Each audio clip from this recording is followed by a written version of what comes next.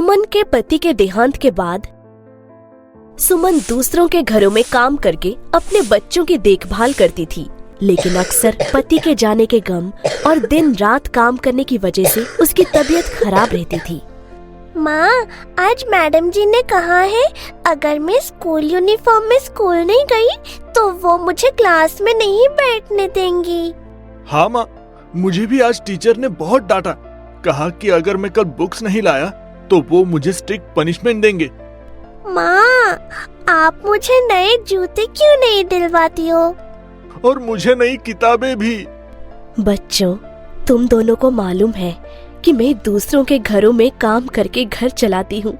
बड़ी मुश्किल से तुम्हारी स्कूल फीस दे रही हूँ।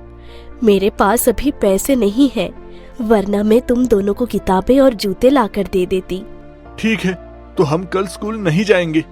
अरे लेकिन क्यों? क्योंकि हमें टीचर से मार नहीं खानी है।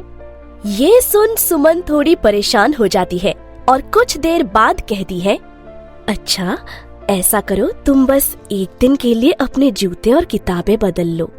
मतलब? हम कुछ समझे नहीं माँ। तुम दोनों एक ही क्लास में पढ़ते हो। कल मैडम पिंकी के जूते चेक करेंगी और रोहन की बुक।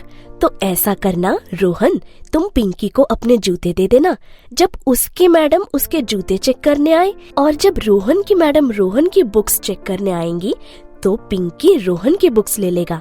ठीक है? हाँ माँ, ये तो अच्छा आइडिया है। क्या अच्छा? अगर मैडम ने हम दोनों को पकड़ लिया तो? बेटा, बस एक दिन की ही बात है।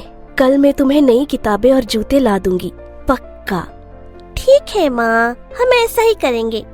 अगले दिन दोनों बच्चों के स्कूल जाने के बाद सुमन भी अपने काम पर चली जाती है और अपनी मालकिन से कुछ पैसे उधार लेकर अपने बच्चों के लिए जूते और किताबें वापस ला रही होती है कि तभी एक कार इसे जोर की टक्कर मार देती है और इस हादसे में सुमन की जान चली जाती है। माँ, ये सब क्या हो गया? आप हमें छोड़कर क्यों चली गई? हमें माँ से जूते और किताबें लाने की जिद नहीं करनी चाहिए थी। अब ये किताब और जूते हमारे किसी काम के नहीं हैं। हमारी माँ हमारे साथ नहीं है, तो हम इस सामान का क्या करेंगे? दोनों बच्चे बिल्कुल अकेले हो जाते हैं और इस बुरे वक्त में कोई भी उनका साथ नहीं देता। घर का बचा हुआ राशन भी कुछ दिनों में खत्म हो जाता है, जिसके बाद दोनों बिल्कुल अकेले पड़ जाते हैं और कोई भी उनकी मदद नहीं करता। भाई, भूख लगी है, घर में कुछ खाने के लिए भी नहीं है। मैं क्या करूं? कुछ समझ नहीं आ रहा है। कहाँ से खाना लाऊं? भाई, भूख से पेट में दर्द हो रहा है।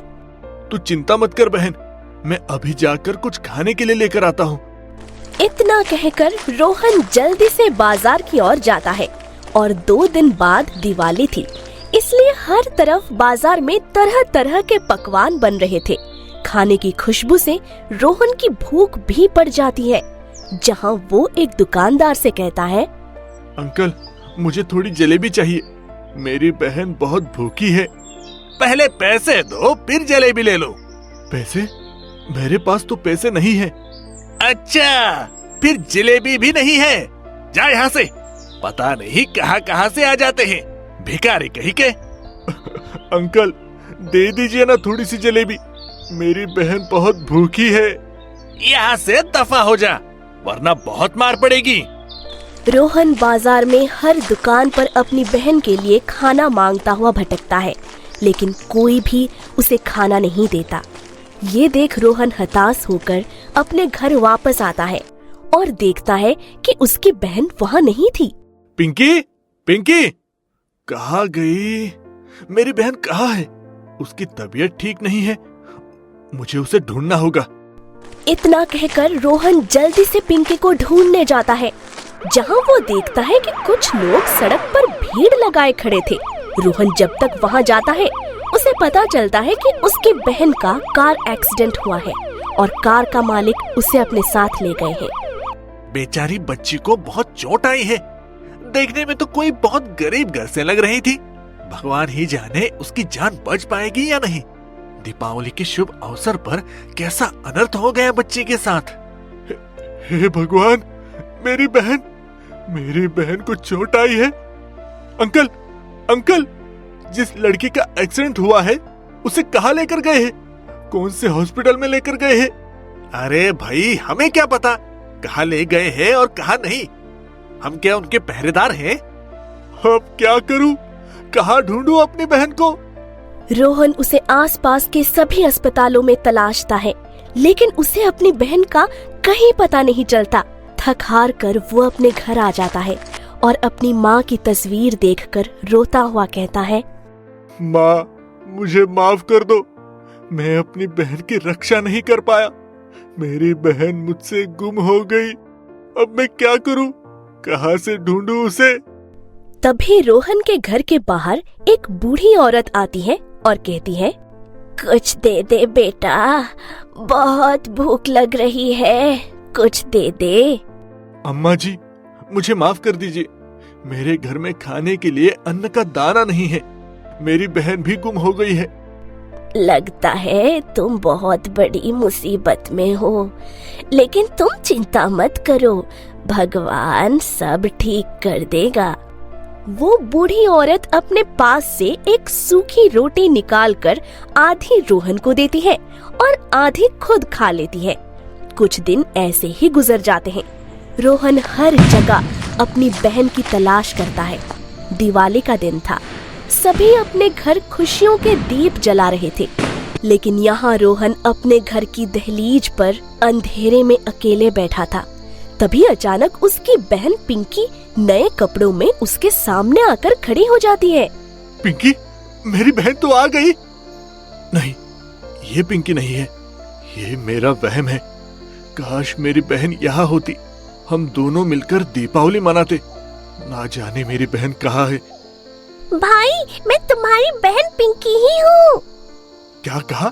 पिंकी, मेरी बहन तो सच में आ गई। मैं कितना परेशान हो गया था। और ये नए कपड़े कहाँ से आए?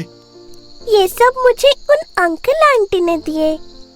तभी वहाँ ढेर सारे तोहफे और सामान के साथ एक आदमी और औरत आते हैं। बेटा, तुम पिंकी के भाई हो ना? हाँ, लेकिन आप लोग कौन हो? हमें माफ कर देना बेटा। कुछ दिन पहले हमारी कार से तुम्हारी बहन का एक्सीडेंट हो गया था और हम उसे अपने साथ ले गए थे। कुछ दिन पहले ही इसे होश आया और इसने हमें सब कुछ बताया। फिर हमने सोचा कि हमारी कोई औलाद नहीं है, तो क्यों न हम तुम दोनों बच्चों को गोद ले ले। भाई, ये दोनों बहुत अच्छे हैं। इन्होंने मुझे खाने के लिए बहुत सारा खाना दिया और नए कपड़े भी दिलवाए, और अब हम तुम्हें भी अपने साथ लेने आए हैं। मुझे तो यकीन ही नहीं आ रहा कि ये सब सच है या मैं कोई सपना देख रहा हूँ। हम जैसे अनाथ गरीब बच्चों को जहाँ दुनिया वाले एक वक्त का खाना नहीं देते, आप हमें गोद लेना चाहते हैं। क्योंकि हमें मालूम है गरीबी क्या है और औलाद ना होने का दुख क्या है, इसलिए।